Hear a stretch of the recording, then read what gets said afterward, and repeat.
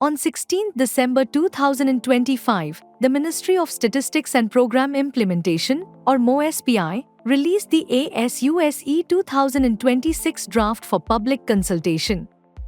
ASUSE, or the Annual Survey of Unincorporated Sector Enterprises, is conducted by the National Statistical Office since 2021 to 2022.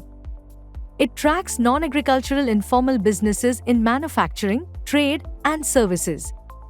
ASUSE data helps frame policies for micro, small and medium enterprises, labor welfare, credit schemes, and business formalization. It enables data-driven policymaking. According to National Sample Survey Office data, over 90% of India's workforce works in the informal sector.